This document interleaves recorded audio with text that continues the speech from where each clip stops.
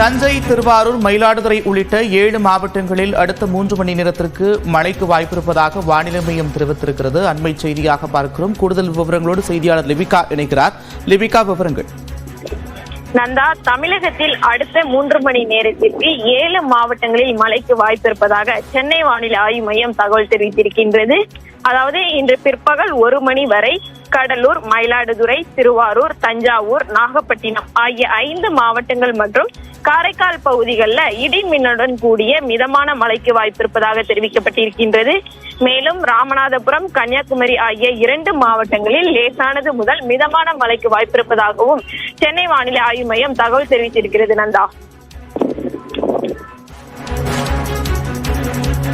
நன்றி லிபிகா, விரிவான விவரங்களுக்கு.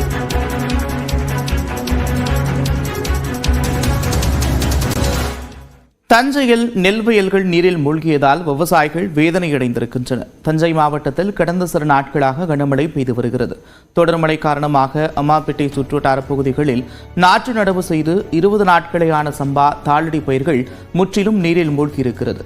நாற்று நட்டு குறைந்த நாட்களே ஆகியிருக்கும் நிலையில் மழைநீர் வடியாமல் இருப்பதாகவும் தொடர்ந்து மழை பெய்து வருவதால் பயிர்கள் அழுக்கும் நிலை ஏற்பட்டிருப்பதாகவும் விவசாயிகள் கவலை தெரிவிக்கின்றனர்.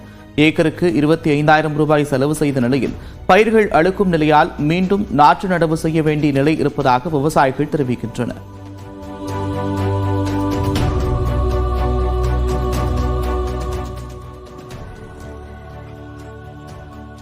நாகை மாவட்டத்தில் பரவலாக கனமழை பெய்து வருகிறது. திருமருகல் ஒன்றியத்துக்குட்பட்ட அம்பல் கிராமத்தில் மழையால் வீடு ஒன்று முழுவதுமாக இடிந்து விழுந்தது. அந்த வீட்டில் உறங்கிக் கொண்டிருந்த 60 வயதான அஞ்சம்மாள் இடர்பாடுகளில் சிக்கி உயிர் போராடியிருக்கிறார். தகவலறிந்த வந்த வீரர்கள் மூதாட்டியை மீட்டு மருத்துவமனைக்கு அனுப்பி வைத்திருக்கின்றனர்.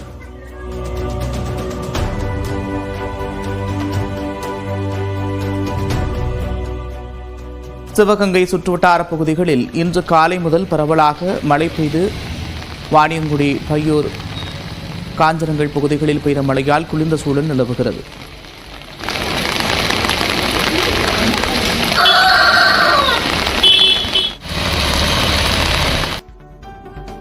நாகை மாவட்டம் வேதாரண்யத்தில் பெய்த கனமழையால் உப்பளங்கள் நீரில் மூழ்கியுள்ளன.